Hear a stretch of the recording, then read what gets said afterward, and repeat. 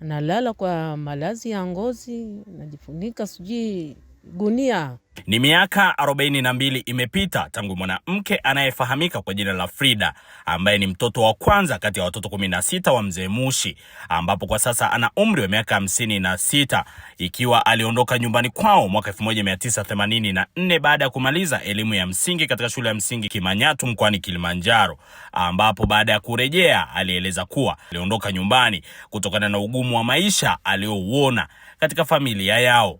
Nikakuja Nairobi ndio nikapata sita yangu ananingojea.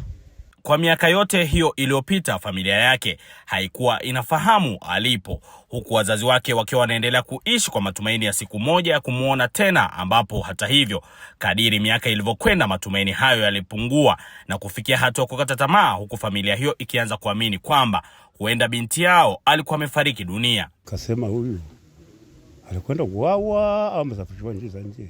Frida akizungumza mara baada ya kurejea Rombo mkoani Kilimanjaro, ambapo ndipo nyumbani kwake, ameeleza kwamba aliondoka nyumbani hapo akiwa na umri wa miaka 14, ambapo amerejea katika kijiji cha Wama kata ya Nanjara wilaya ya Rombo mkoani Kilimanjaro.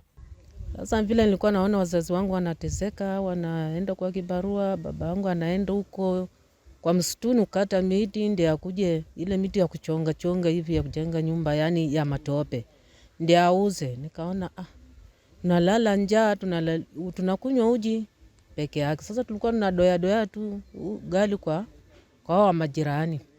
Sasa tunaenda tukiona tu moshi inatoka, tunakuja kusimama hapa kwa faranda tukichungulia vile wanapika ili watusaidie hata ugali.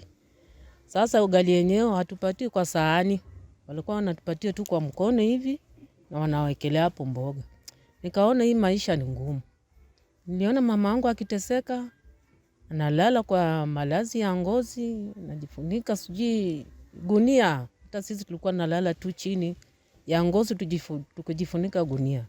Nikaona hii maisha ni ngumu.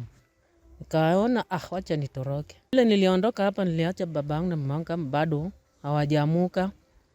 Nikaenda nikachukua rafiki yangu hapo chini, nikamwambia tuende kwa sababu tulipangana na yeye tuende kazi. Tukaamka tu siku tukaenda paka Laitokto.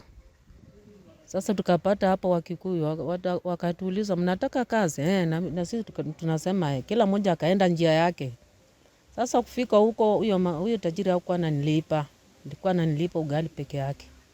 Nikiuliza usinipatie pesa niende kwa hata nyumbani nione wazazi. Ananiambia si unakula. Sasa hii mwezi wa 7 msichana wangu akaniambia, mama, hii sura yangu na hii urembo yangu nilifanana nani? Nikamwambia labda ulifanana watu wa kwetu. Kaniambia, mama, mimi mpaka nitatafuta ujombani. Nikifika Nairobi nitatembeaje? Nami nikamwambia utatembea hivi utafika. Kweli nilimchorea ramani, kafika hapa kwetu. Kanampigia simu, mama, nimeshafika ujombani. Na akaanza kupeana namba ya simu kwa masista zangu, walikuwa wananiuliza, uko wapi? Na mimi niko huko Kakamega. Utakuja? Na mimi nikawaambia sina hata pesa ya kukuja huko.